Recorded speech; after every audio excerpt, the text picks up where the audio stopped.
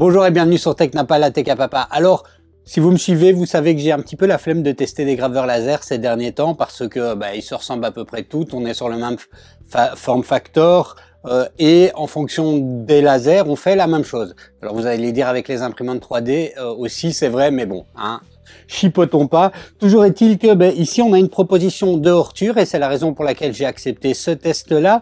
Une proposition d'Ortur qui est un peu différent, alors pas dans l'idée de graver, mais dans le form factor du graveur. Et donc je vous propose de découvrir ça avec moi après le générique.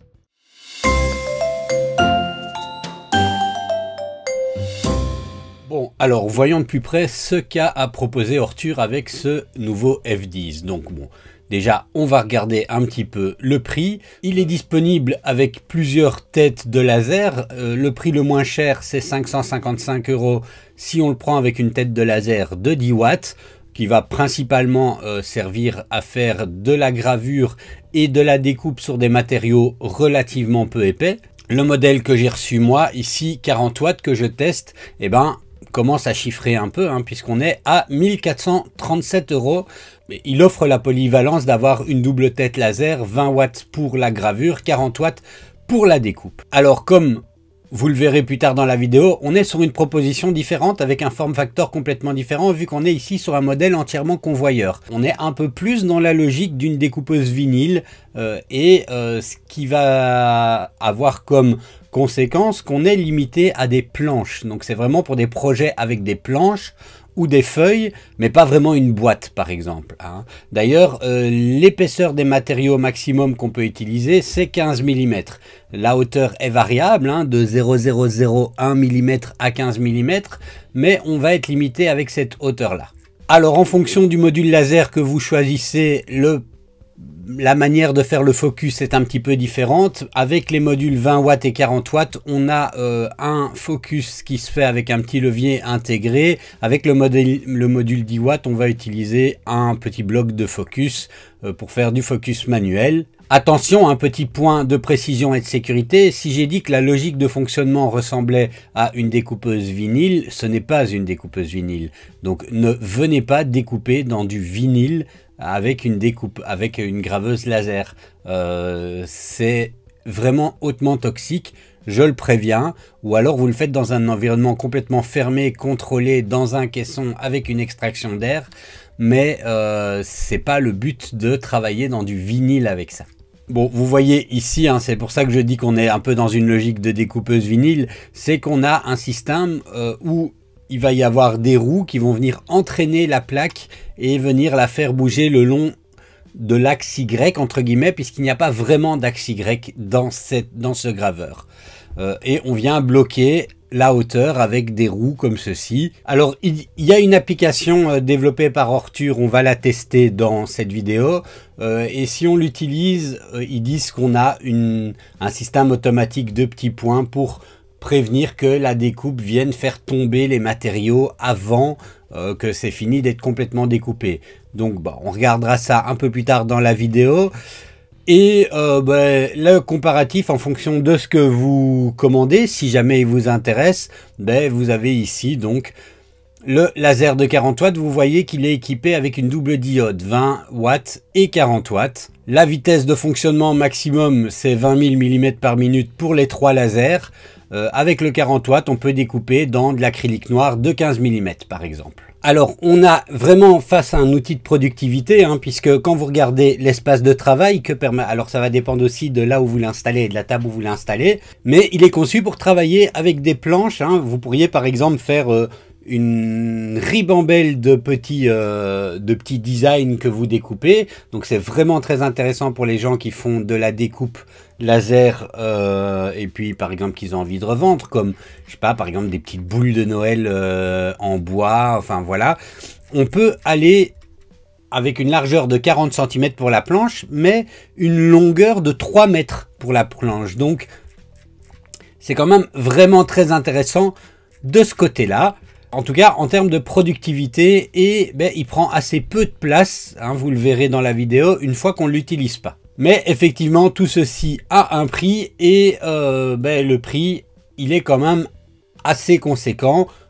force est de le reconnaître, en tout cas dans le module 40 watts. Alors en 20 watts, on est à 833 €. Je pense que c'est un bon compromis, sauf si vous faites vraiment de la découpe sur du 15 mm et que vous faites de la découpe régulièrement sur de l'acrylique noir. Donc voilà, on va maintenant passer à l'unboxing et au montage. Alors donc voilà ce F10, alors c'est F10 plus la référence, ça doit correspondre à la pompe. On va ouvrir la boîte. Alors avant tout on a le manuel, donc le manuel est multilingue, ça veut dire qu'on n'a pas forcément une page par langue, mais chaque page est reprise en plusieurs langues et les instructions ont l'air relativement simples. Ensuite, on va retrouver un petit sticker pour dire attention, ça peut prendre feu.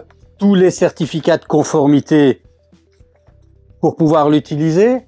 Quelque chose que j'aime bien chez Ortur, c'est que on a la liste des matériaux utilisables avec les paramètres de gravure en fonction de la tête laser utilisée.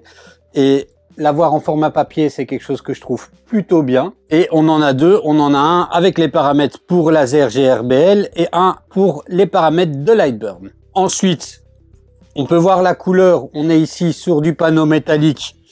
J'aime bien ce bleu comme ça. On a le pneu fit pour venir connecter l'air assist. Évidemment, le câble secteur. Une alimentation qui est 24 volts 9 ampères. Alors la tête laser que j'ai fournie avec, c'est une tête 20-40 watts qui est switchable. Donc on peut passer du mode 20 au mode 40 watts avec un petit switch. Alors pour rappel, le mode 40 watts, on va privilégier pour la puissance brute, donc principalement pour la découpe. Et le mode 20 watts, là où on va avoir besoin de précision, donc plus spécifiquement pour la gravure. On a évidemment le tuyau de l'air assist.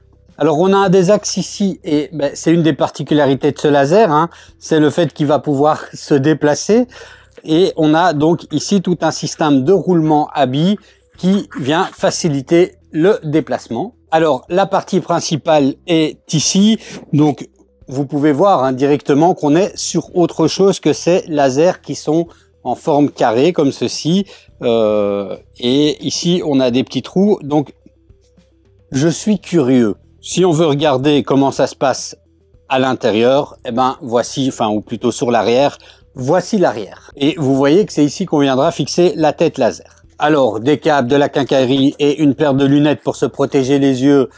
Petit rappel que je dis dans toutes mes vidéos sur les lasers. Moi j'ai pas confiance dans les paires de lunettes à bas prix qui sont données avec les marques. J'aurais tendance à, et c'est ce que j'ai fait moi, investir dans une paire de lunettes. Moi, c'est une paire de chez Laserland, ça valait 50 €, mais je pense que mes yeux, et probablement les vôtres, en valent la peine. Alors, je vois que j'ai également ici une antenne Wi-Fi, et enfin, d'autres axes, toujours roulants. Enfin, je le disais, l'appareil que j'ai ici, alors je ne sais pas si c'est la version ou l'appareil, mais est fourni avec un air assist de 40 litres, donc plus ou moins 2 litres par minute. Voilà, c'est toujours bien. Allez, c'est fini pour l'unboxing, on va passer au montage.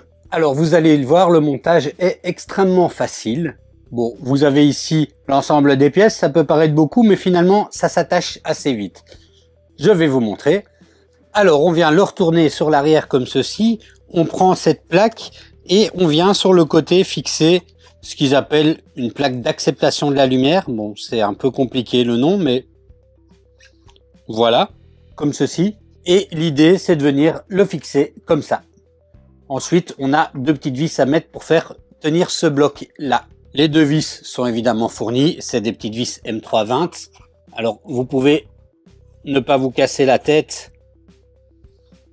et venir le fixer après, hein, comme ceci. Et voilà. Quand c'est comme ceci, c'est bon.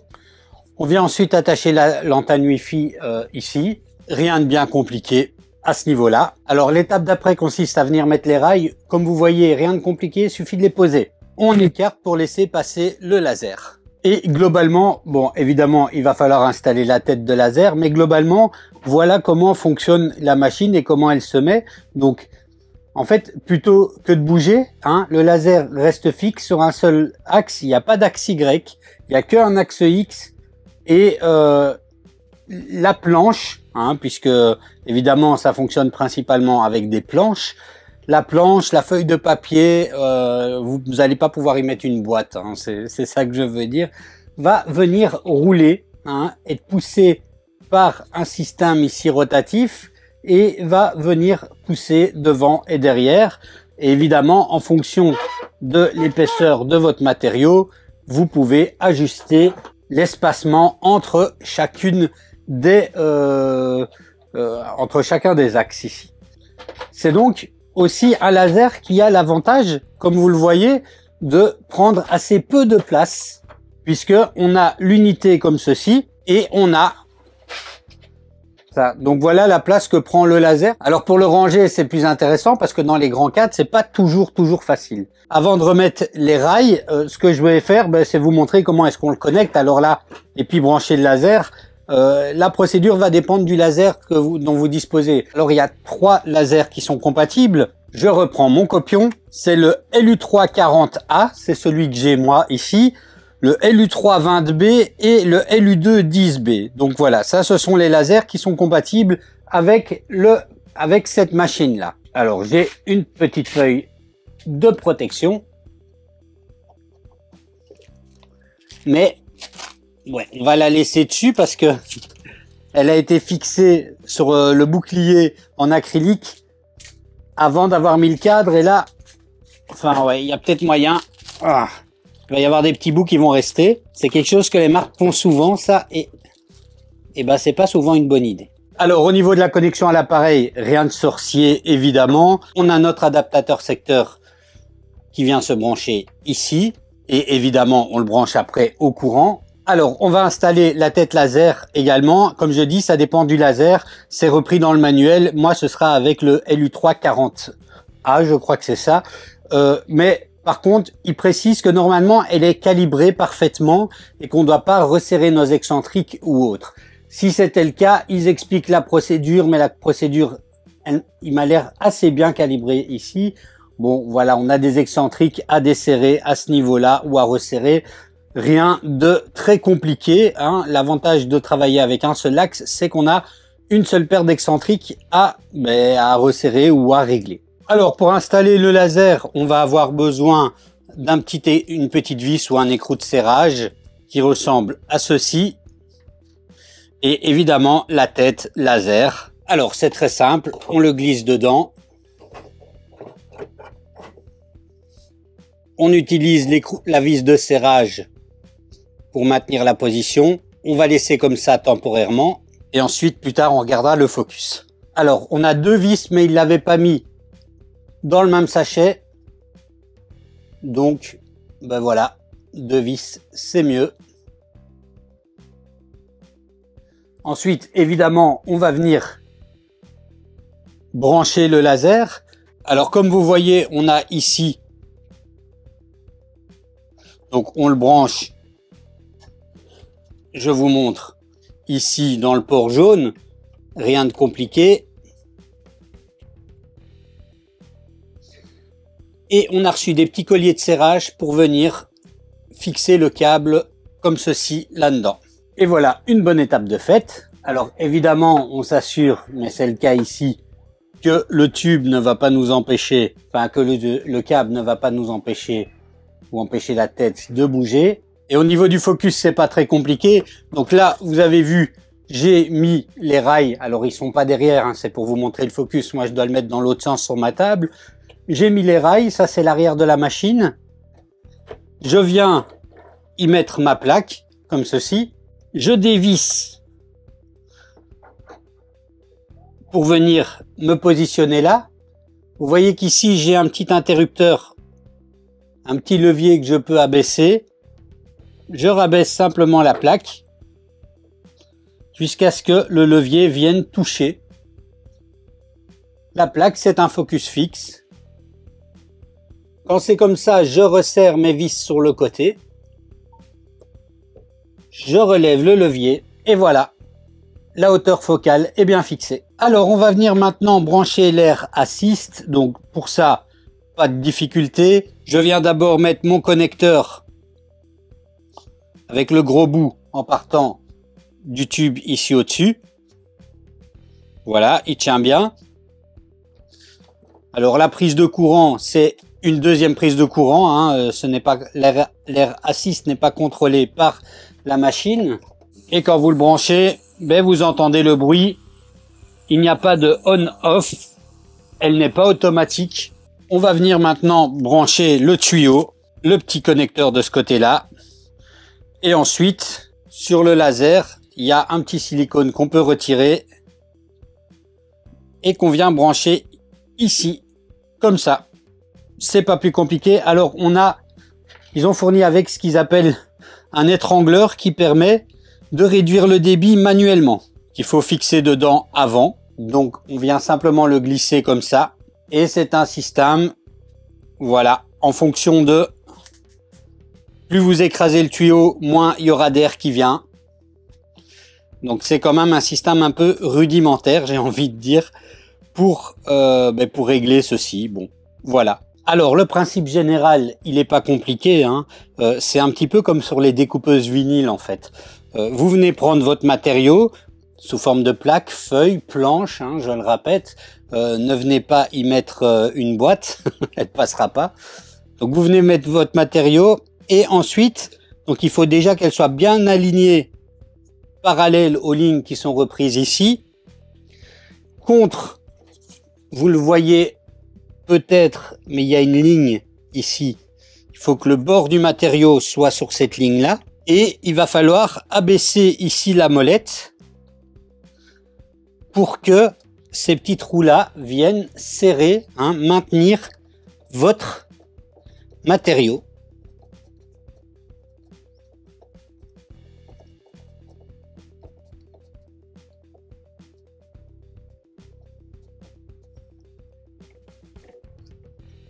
Et donc la machine viendra la faire partir et avancer comme ceci au fur et à mesure du travail.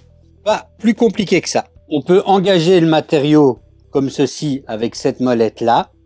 Et vous voyez, si je tourne, ben, le matériau passe tout seul. Et cette molette, c'est pour venir abaisser et donc resserrer les roues qui vont maintenir la feuille ou la plaque. Et ben, le laser va venir travailler selon l'axe X ici. Voilà pour le montage. On va maintenant le connecter à l'ordinateur et voir comment est-ce qu'il fonctionne. Alors sur la clé USB, vous voyez qu'on a un fichier de mise à jour et on a également les fichiers qui sont compressés. Je vais les décompresser sur mon ordinateur, ce sera plus simple. Alors qu'est-ce qu'on a? On a le manuel utilisateur qui est dans les 5 langues. Donc ça c'est la version qu'on a en papier dans la boîte. On a la liste des logiciels. Alors bon, voilà, Lightburn et GRBL, enfin laser GRBL, enfin les liens de téléchargement et le fichier PDF avec les paramètres en fonction des logiciels. C'est également la feuille qu'on a dans la boîte. Et enfin, le manuel d'utilisation de l'application qu'ils ont développée eux-mêmes, qui s'appelle Inspiraest. Ouais, c'est compliqué à dire, hein. Et ben, on va regarder ça et on va le télécharger sur, ben, moi j'ai un iPhone, donc sur mon iPhone. Alors déjà pour commencer, j'ai le code QR, je vais scanner le code QR et on va regarder l'application de plus près. Et ensuite je le brancherai à Lightburn et on verra comment est-ce qu'il fonctionne dans Lightburn. Bon, alors une fois que l'installation est faite, donc j'ai dû créer un compte, hein, on n'avait pas le choix.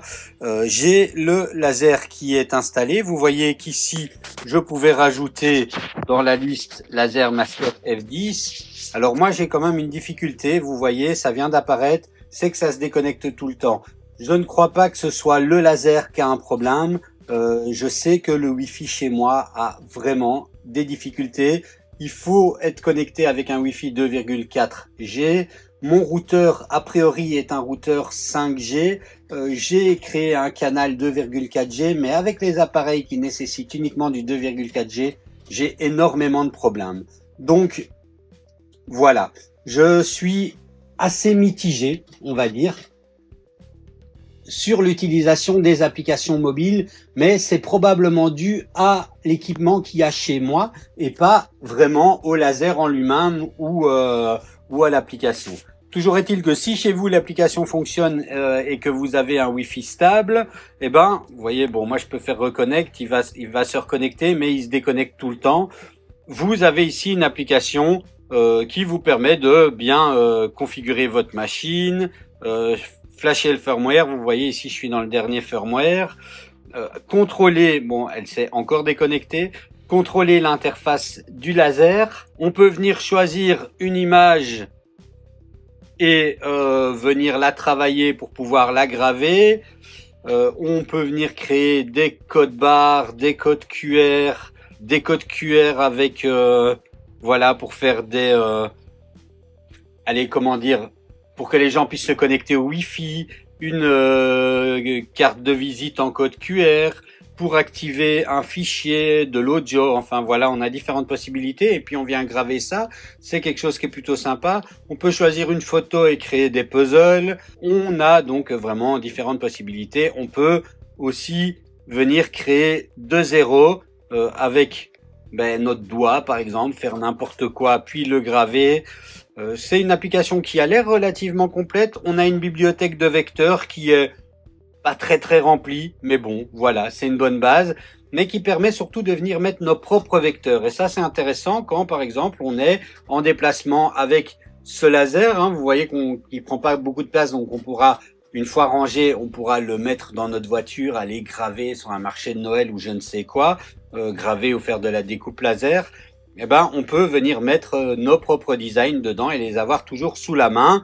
Alors, il y a un petit comité communautaire à l'application. Personnellement, je m'en fiche complètement, mais on peut venir voir ce que des gens de l'univers Orture ont fait. Là, ils ont gravé sur une feuille, c'est magnifique. Alors, c'est beaucoup en chinois, donc mais il y a un peu d'anglais. Donc, voilà. Pour l'application, moi, comme ça se déconnecte tout le temps, je vais pas faire un test de gravure avec l'application. De toute façon, moi, personnellement, j'aime pas utiliser les applications mobiles pour pouvoir utiliser des machines-outils. Donc, voilà. Bon, alors me voilà dans Lightburn. L'appareil est allumé, il est connecté en USB. Ah, il y a une nouvelle version de Lightburn. Je vais pas le faire maintenant. On va venir ajouter l'appareil. Alors, comme d'habitude dans Lightburn, pour ajouter l'appareil, c'est ici, cliquer sur le bouton appareil. Je viens voir si il trouve mon laser tout seul comme un grand. Vous voyez qu'il a trouvé mon laser tout seul comme un grand, mais par contre, les dimensions de travail, c'est pas ça. Je vais ajouter le périphérique. Bon, je vais lui changer son nom. Je vais l'appeler Orture F10. Il peut aller donc jusque 400 mm sur l'axe X et il peut aller jusque 3000 mm sur l'axe Y. Donc, je fais ceci. Je fais Next. Je choisis si je veux qu'il soit auto-guidé ou non au démarrage. Moi, j'aime pas. Et je fais Finish et j'ai mon... Donc, je le sélectionne et voilà, j'ai mon laser avec une belle surface de travail. Donc dans Lightburn, c'est plutôt impressionnant. Alors on va commencer avec la plaque que j'ai mis dessus à faire. Donc c'est une plaque qui me servira aussi à éventuellement venir fixer du papier plus fin, puisque évidemment avec le convoyeur ça ira pas. Hein. Donc on peut venir combiner, mettre une plaque pour que ça puisse circuler sur le convoyeur et venir mettre par exemple un papier carton légèrement, enfin assez fin, pour venir graver ou découper dessus. Bon, toujours est-il que là maintenant, on va s'assurer que ça fonctionne. J'ai une plaque, je vais écrire quelque chose dessus sur toute la longueur de la plaque et on va voir si ce système de convoyeur fonctionne bien. Alors, petit moment pub, les matériaux utilisés dans la vidéo, mis à part une simple planche ici, m'ont été fournis par Creatorally. Alors, il y a un lien en description. Si ça vous intéresse, ici, ce que je vais utiliser dans le cadre des tests de cette vidéo, c'est une sorte d'acrylique en 2 couleurs qui permet de faire des effets assez sympas. Je vous montrerai ça dans un projet. J'ai également des plaques d'acrylique orange. Ça, c'est aussi, alors il y a toutes les couleurs possibles, mais ça aussi, je ferai un projet avec cette graveuse pour tester ça. Et alors, ceci que j'aime particulièrement bien, ici, c'est par exemple du chêne, je pense, ou du noisetier. Voilà. Donc, on va regarder ça dans la vidéo. Donc, Creatorally, si ça vous intéresse, il y a un lien en description avec un code de réduction aussi au passage. Allez, c'est parti pour les tests. Alors, pour tester au moins les limites, je vais essayer de graver ce modèle. Voilà, c'est un petit vecteur avec des petites lignes. Donc la position là, je m'en fiche un petit peu. Je vais juste me prendre un cadre de repère. Et c'est parti!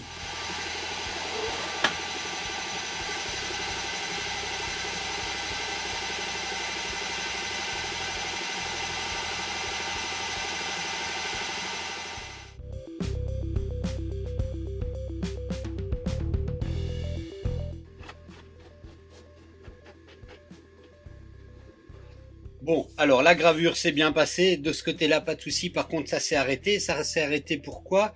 C'est juste parce que je réfléchis pas. Donc on a un système qui est un système avec un convoyeur et des dents qui vont venir attraper le modèle. Le problème c'est qu'on a un décalage avec le laser, c'est que le début du matériau n'est pas au niveau du laser. Donc forcément, quand le matériau avance, il commence à graver ici. Il a toujours un point d'attache là. Mais quand il commence à avancer, au bout d'un moment, le matériau n'a plus d'entraînement. Et donc forcément, hop, ça s'arrête de graver à ce moment-là. Et ça correspond à cette hauteur-là. Ce qui veut dire que si vous voulez graver sur du 2 mètres, il va vous falloir une planche plus grande pour prévoir le passage de l'entraînement. Donc voilà, ça c'est à savoir. Mais en tout cas au niveau de la gravure, là ça s'est bien passé. Je pourrais venir, bon ici je vais m'en servir comme plaque pour pouvoir venir poser des matériaux de découpe dessus qui n'auraient pas, qui ne supporteraient pas d'être dans le vide, par exemple du papier trop fin ou autre. Mais comme ça, vous savez que vous êtes limité entre guillemets par le système d'entraînement. Bon, alors je voulais vous montrer aussi quelque chose et c'est bien donc ce système du fait qu'on a besoin d'avoir un matériau, une planche avec une certaine longueur pour que le système d'entraînement fonctionne peut être contraignant si on a des plaques un peu plus petites. Et par exemple, si on voudrait utiliser toute la surface ici alors c'est l'acrylique orange de chez Creatorally que je vous ai montré juste avant.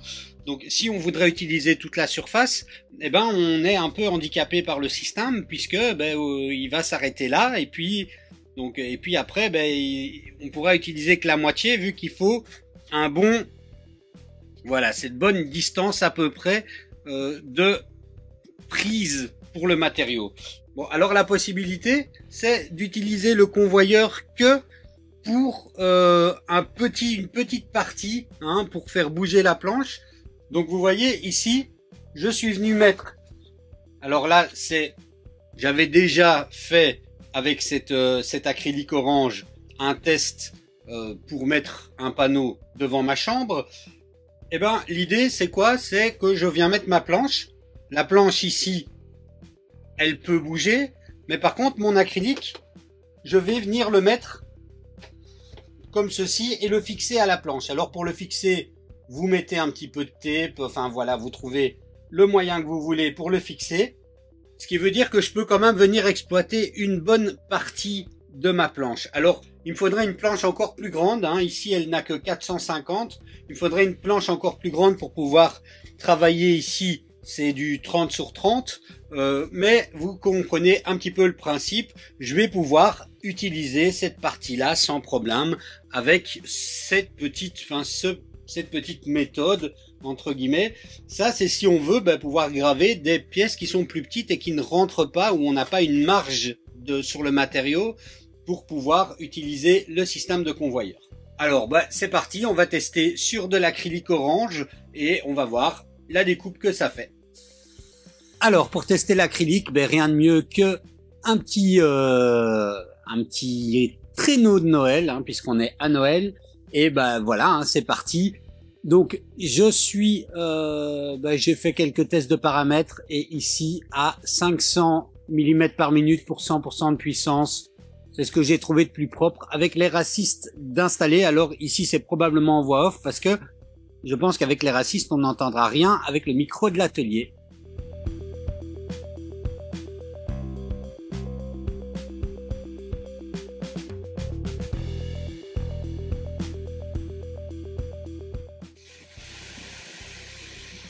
Alors, ben voilà, la découpe s'est manifestement bien passée.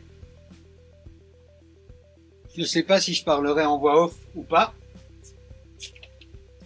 mais la pompe, je vais la pompe de l'air assist, elle pompe bien. Bon, alors l'avantage de ces rails, c'est que si on a besoin d'avoir accès facilement à quelque chose, vous voyez, ça marche très vite, on les retire et c'est simple.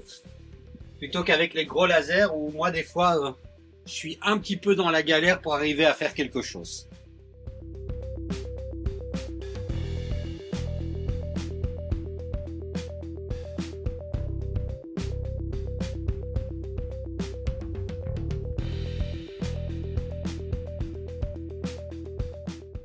J'y suis allé un poil fort, je pense que j'aurais pu mettre un poil moins, mais c'est déjà très bien.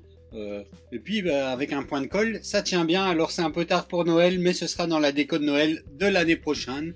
Ici on était sur de l'acrylique de 3 mm. Alors, autre projet sympa, c'est des projets à faire sur de l'ABS en 2 couleurs. Ça permet, on grave et puis on ressort une couleur. Moi, je trouve ça quelque chose de plutôt cool. J'avais fait un petit panneau pour mon fils avec justement avec ceux-là. On est toujours chez Creatorally ici. Je vais recommencer ici autre chose avec cette machine. Je vais toutefois me resservir de ma planche pour faciliter les choses, en venant l'attacher comme ceci, par exemple.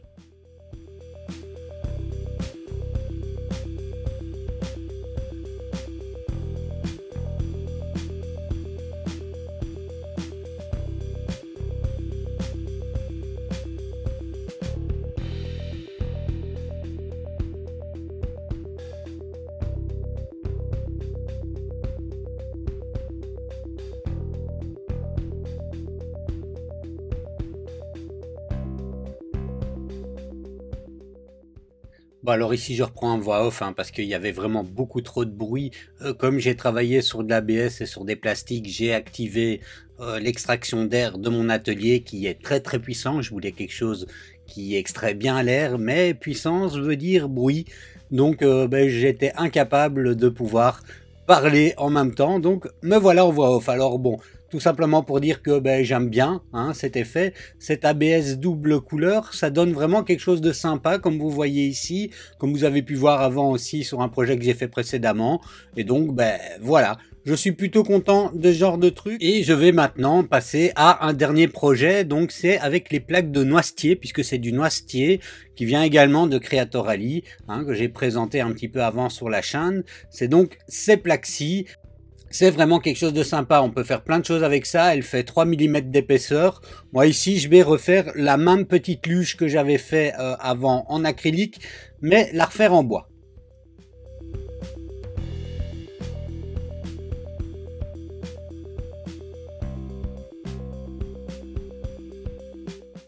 Bon, alors voilà ce que ça donne, donc ça a découpé sans aucun problème, la découpe est nette et franchement ce bois je le trouve vraiment magnifique pour pouvoir avoir, ça change du contrepaquet et de peuplier habituel. Par contre vous avez vu le dégagement de fumée pendant pendant la gravure, pardon, habitude, il faut quand même bien aérer ou travailler avec un caisson fermé parce que voilà, votre santé est importante.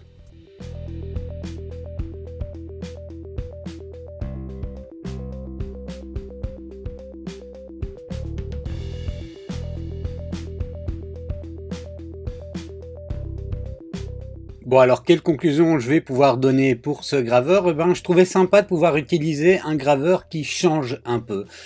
Et ce qui est sympa aussi, c'est qu'on a un graveur qui, malgré le fait qu'il permet d'exploiter une grande surface de travail, finalement est assez petit et se range très facilement. Et ça pour moi ce sont ses points positifs, ce sont ses forces. Alors le module 40 watts, il est bien si on veut faire de la découpe, ça de ce côté-là pas de problème. Il est juste un peu cher, je trouve que le prix est quand même relativement important Je suis pas ingénieur, donc je ne sais pas dire en quoi ce module laser est mieux qu'un autre module laser d'une marque concurrente qui serait moins cher. Je ne sais pas. Toujours est-il qu'il fonctionne bien. Hein, et ben voilà, de ce côté-là, rien à redire. Le convoyeur, c'est vraiment pour un cas d'usage spécifique. Vous aviez vu que si on veut utiliser des plaques un peu trop petites, si on veut même des plaques de 30 sur 30, on doit un petit peu, hein, si on veut exploiter toute la taille de la plaque, ben on doit le mettre sur une autre plaque et puis un peu tricher. On est vraiment sur un système où on va avoir des longues plaques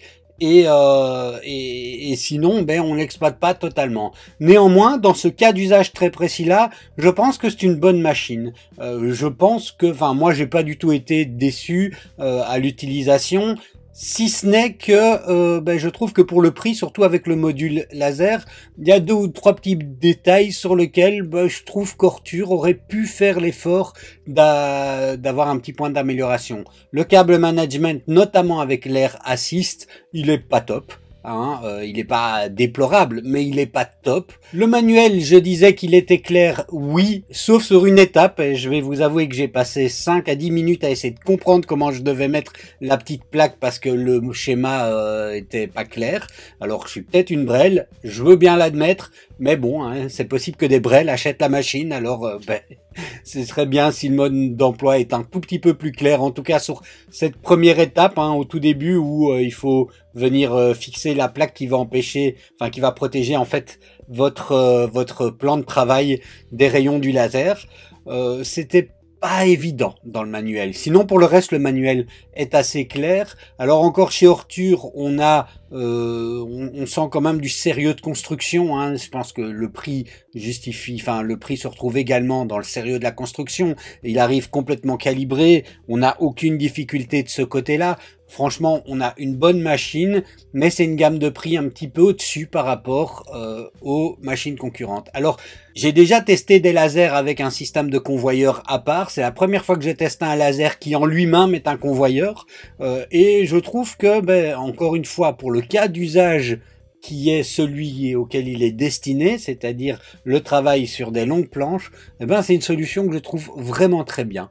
Peut-être, hein, petit point pour la marque, ça aurait été mieux s'il était arrivé dans une petite valise de rangement, puisque je pense que c'est typiquement le genre de choses qu'on va pouvoir déplacer, hein, surtout vu la manière dont il est portable et relativement léger pour sa grande surface de travail. Alors, j'ai pas été voir, ça se trouve ils vendent une valise ou une mallette ou un sac de transport en pièces, enfin voilà, en accessoires, je sais pas, mais ça aurait été bien s'il était avec.